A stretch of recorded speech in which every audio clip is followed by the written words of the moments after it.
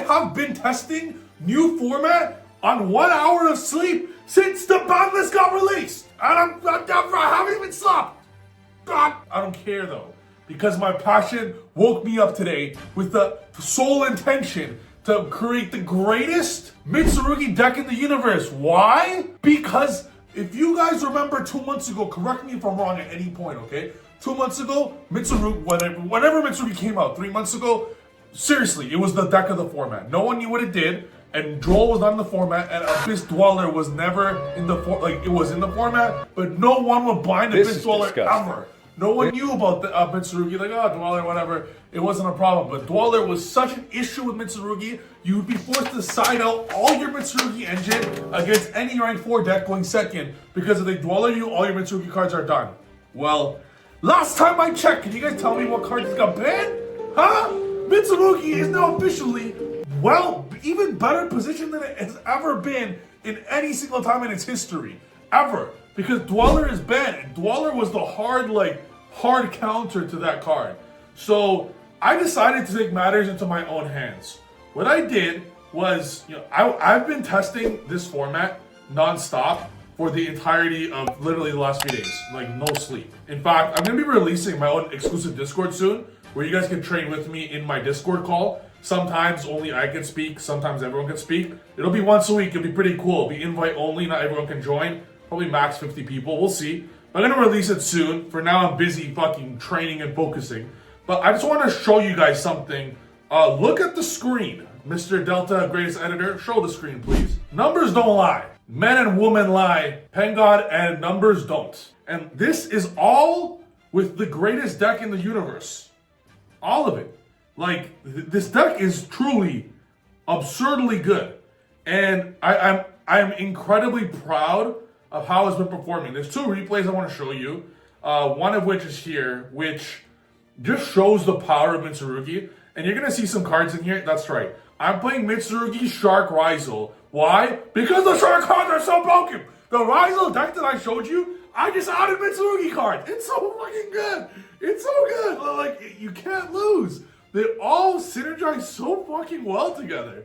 Like one Saji and one Shark together is absurdly full combo without even a Rizal. The Rizal cards the consistency hurts, all right? But now it's even so much stronger and so good. Like, I love the deck. And it still has the capability of playing so many interrupts. And the cards that protect, like the mini call by the graves, the half call by the graves, like Book of Moon or Book of Eclipse, that would have saved my duel. Like if they hand trap me, they'll save it, or Ash to stop a Fua.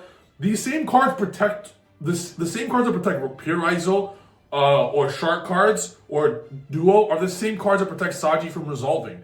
So the same feeling you get sometimes when Saji, they interrupt that you go Prayers or Droplet or whatever. You got Droplet, Econ, Eclipse going second. Your Saji's always resolving. You're always getting this off because your non-engine synergizes so well with the deck. I even play Banshee because there's a combo where my opponent, if I don't open a Book of Moon or anything like that, and I open any Mitsurugi card, like a Saji or a Ritual spell, Saji or Prayers, and I open Big Jaws, like just one Saji, one Big Jaws, for example, or like one Prayers, one Big Jaws, whatever it might be, then it's full combo through 3 hand traps, assuming they don't hand trap the Big Jaws, which no one fucking does.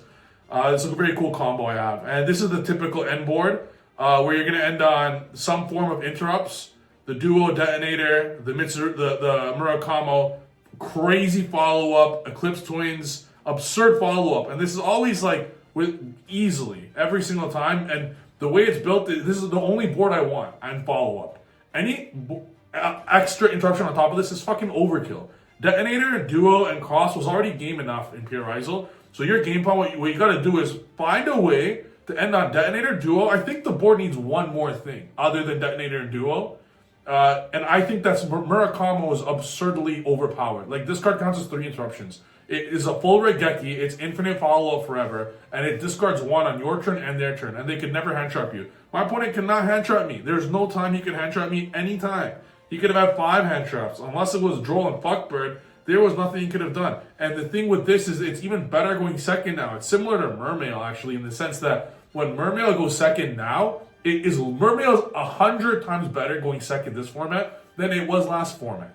The reason behind it is Dweller is no longer a threat. Do you have any idea how powerful these combo decks are going second? It brings me back to Vanadium format when I was OTKing left, right, and center against 10 interruption boards like it was nothing. Like, these combo decks are absurd going second. Like, the opponent has no shot.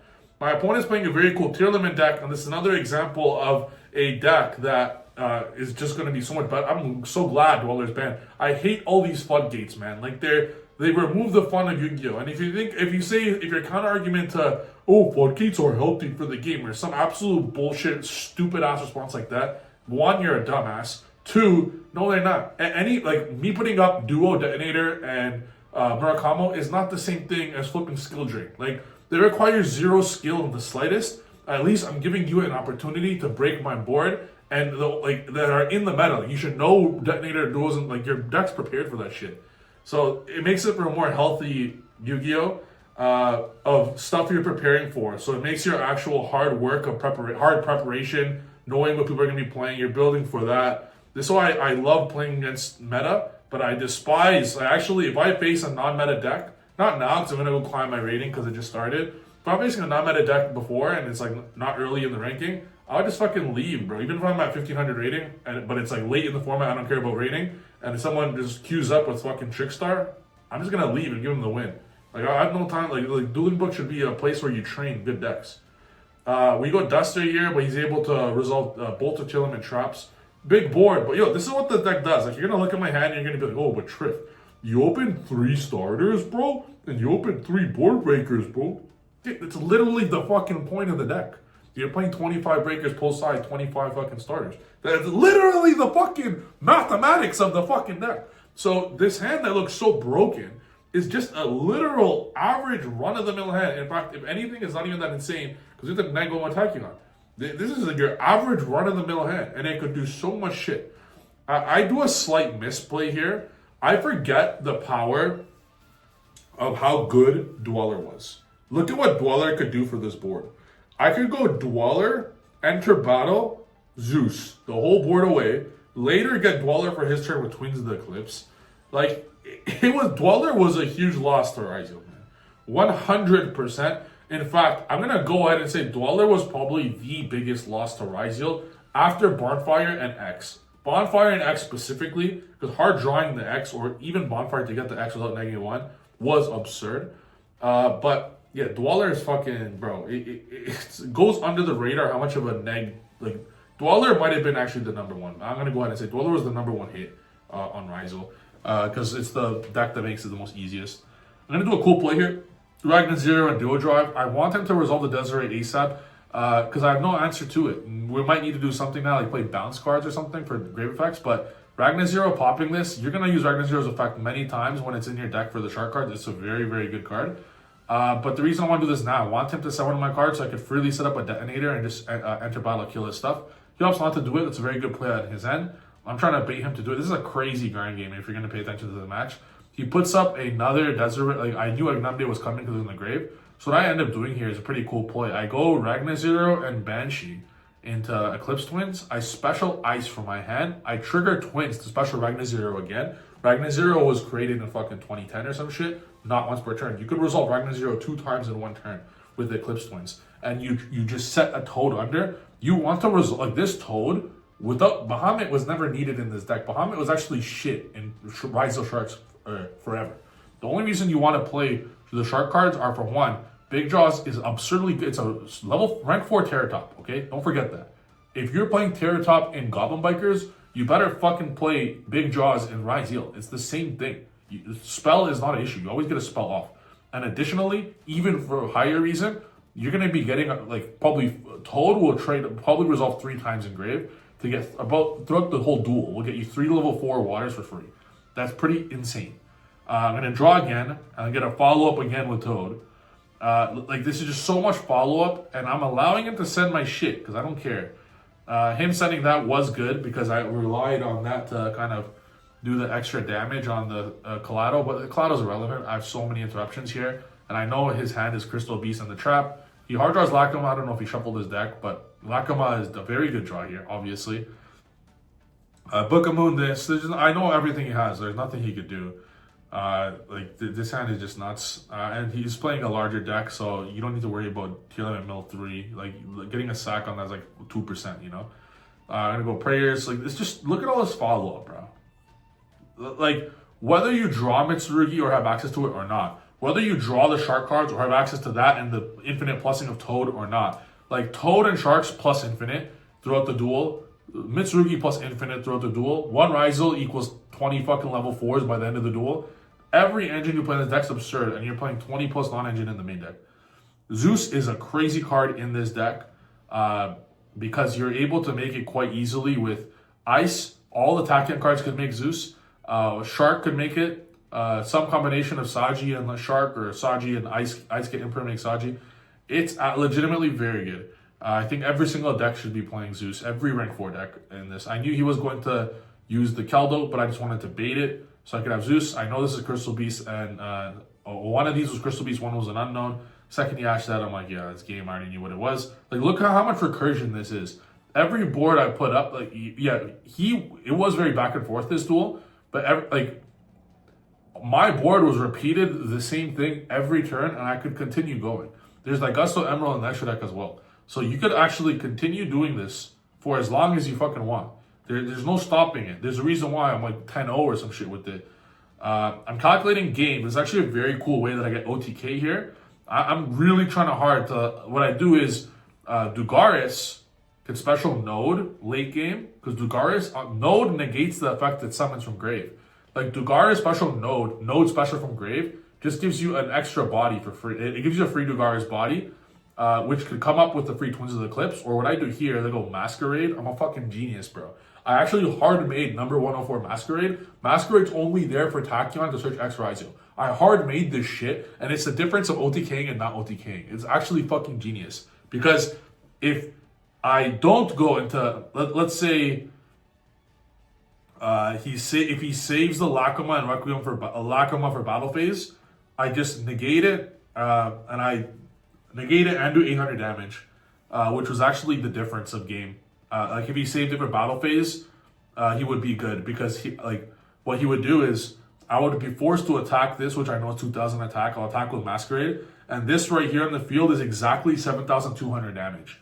So the 600 from Lacoma would have made it, so he would survive. But because I have Masquerade to protect, I won. Like, that's insane.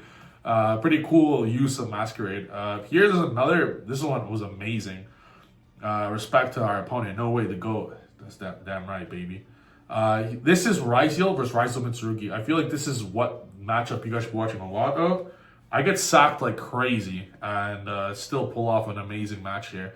So there's an option where you could Ash the Tachyon right there. Like, what if they start with Tachyon? Sometimes it means they brick. Like, I could have. But with talents at 1 and call by at 1, I'm just trying to stop duo. Of course, I get sacked with the 1-out talent. He hits my ice. Because he saw the thrust, I know he has ice in hand, and he has 2 unknown, 1 ice, 1 duel. This is game 1, by the way. Okay? He sets 2. I'm like, all right, I'm going to go ahead and say definitely not a cross-out style of card. Definitely not called by. I made a judgment call that it was Book of Moon and Strike. I just made a random judgment call in my head. I just thought it was Book of Moon and Strike. So we'll see if I was right. That's what I thought it was. I thought it was Book of Moon and Strike. So I'm trying to play around both Book of Moon and Strike. Assuming it was Book of Moon and Strike, what would he do? So if I went X Ryziel, send anything, I feel that's getting striked immediately. But he also doesn't know I have X. So I have X and I have Tachyon. He looked at my hand, talents, thrust, droplet. So I'm hoping it's imperm, because if it's imperm, I could dodge with droplet. I know the card in hand's ice. So obviously you have to Tachyon first, because he knows that he doesn't know I have X. So I'm trying to save X for a bomb later on. That's why I get big draws. Now, I get big draws because my thought process is big draws will guaranteed stop one of the interrupts. And then by 2 special summons. And then X, let's say he imperms it or some shit like that. Toad will get back the big jaws and I'll win. So I put back the thrust because I know everything he has. I special big jaws here. Big jaws will get Drake Shark now. And then instantly he's gonna pop my one water. The reason he does that, why would he do that? It could have been a few reasons. If I go, oh, it's probably Ragnar Zero. Okay, I think I know why. He didn't want to waste his strike. Okay, so he thinks in his head, he's like, oh, anything I summon right now. Let's say I go normal Sword Rizal strike. He knows the last one's droplet. If I go Ice Rizal strike. If I go X Rizal strike. Any card he used in his head is like any Rizal card I summon, he's just gonna strike. He knows this is droplet, so this is really good thinking on his end. It is strike, and I'm a fucking G for knowing it was fucking strike. Look how I played fucking amazing. If I went tactical and get ice, this game might have been lost. So look at this now. Ready? I go X Rizal. Said fucking totally awesome, baby. So if he strikes the summon or effect of X Rizal, it's fucking irrelevant. Because total trigger, adding my big jaws, I know everything in his hand, normal, make dual drive. G fucking G, baby. Get everything, OTK. I'm just built different. I'm just built different.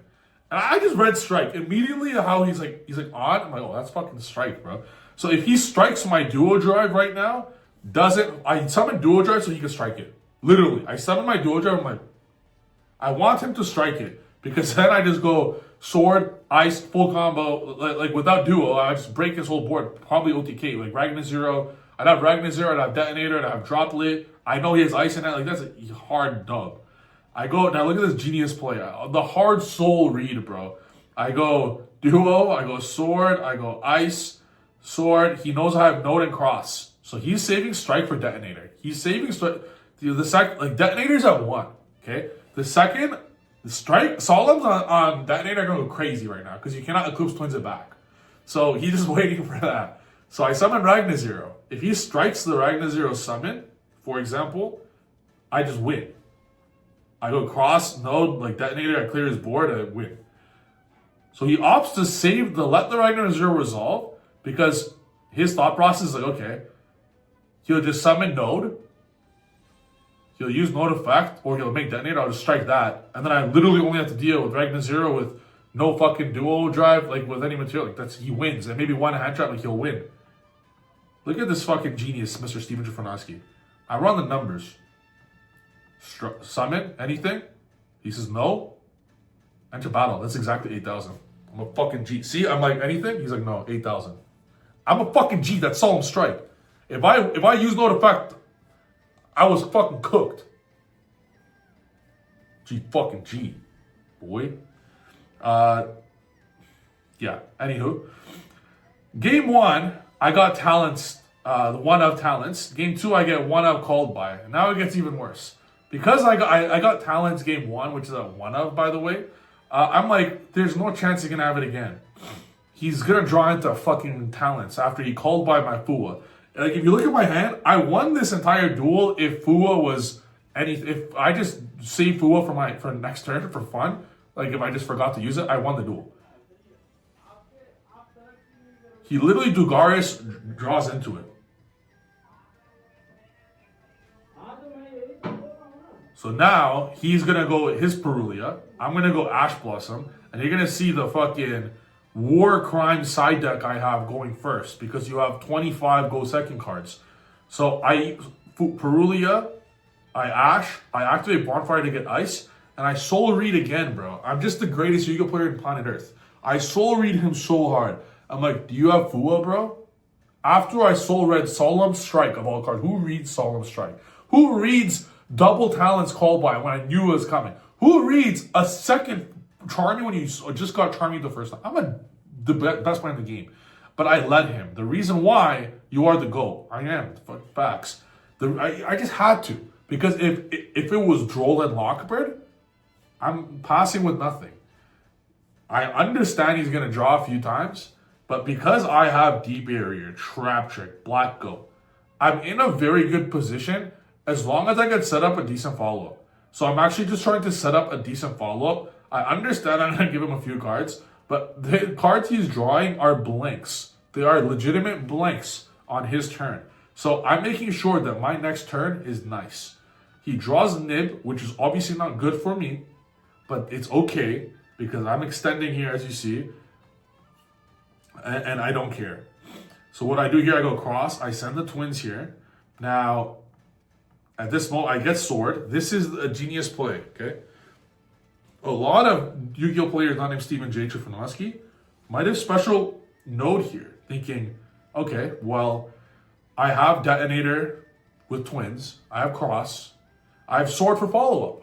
Why should I summon sword first over node? Literally for I'm looking at him like, okay, if I summon node right now and he goes nib, I'm in a bad position even with my D-Barrier.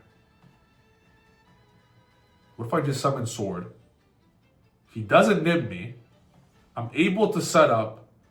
I only have I play 2 Trap Trick, 2 D-Barrier, 1 Black Goat Laughs main deck, and I play 2 DDG because it's who knows what you're gonna play on Dueling Book. So I wanted 2 options for Trap Trick for something random, like against, I don't know, Mermail or Blue Eyes or whatever. So DDG with D-Barrier Black, this is too redundant. So in my thought process right now is I'm gonna summon sword. If it doesn't get nibbed, I'm gonna immediately go detonator into twins. That would imply that if I got nibbed later, I have crossed to survive everything. I special node, send duo. At that point, it's gonna sound nuts, but you're gonna have the draw later as well with cross.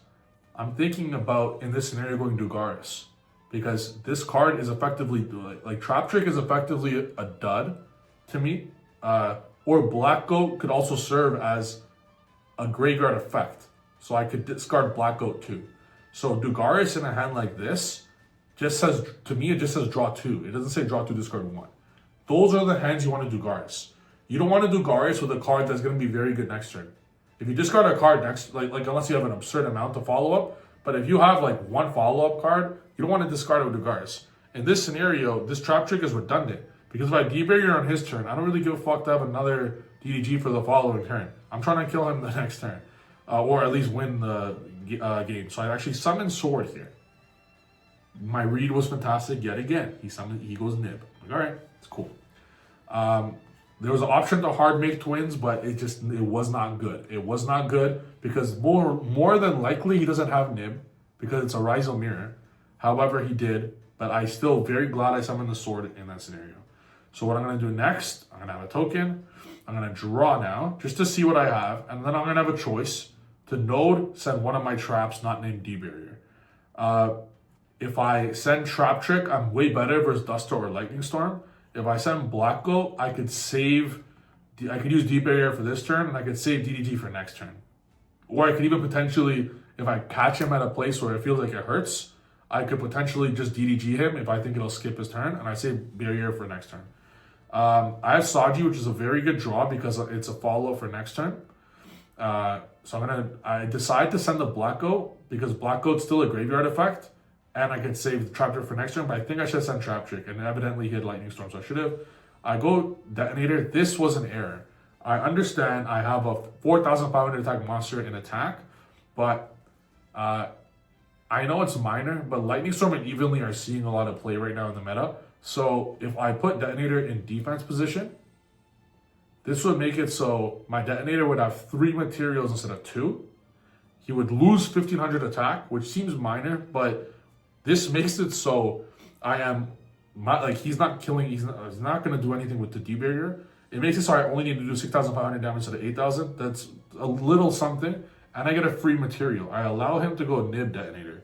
I should have recognized it, that could be a situation, so it was a minor thing. The only reason I did it is if he was able to set up one more monster, he could go dual drive, for example, even with no effect. If it was in defense, you could just enter battle, and then just Detonator dies because you can only protect him once. But I feel good here. I understand he's drawing, but I don't care what he draws. I literally don't. He could have all the Rizos in the world. He has Bonfire, all that. I don't care because you have D-Barrier. So he starts with Throwing Tachyon. Good. He needs to put back Drake Shark. This is very good. This is an incredible hand right now, right? So he's gonna go the nib. Okay, he wants to pop it. That's fine. Lightning Storm. All right. I just Trap Tricks. I get DDG out of my deck. Very good thing I did that because it was actually the top deck. So I'm a fucking gangster for realizing. He's gonna go special big draws. He's gonna go get Drake Sharks and a D-Barrier. So all he's trying to do right now is set up a wall. I'll tell you what I think he should have done. In this situation, he needs to live. There's no ifs, ands, or buts about it. My detonator is also under D barrier. I cannot use it.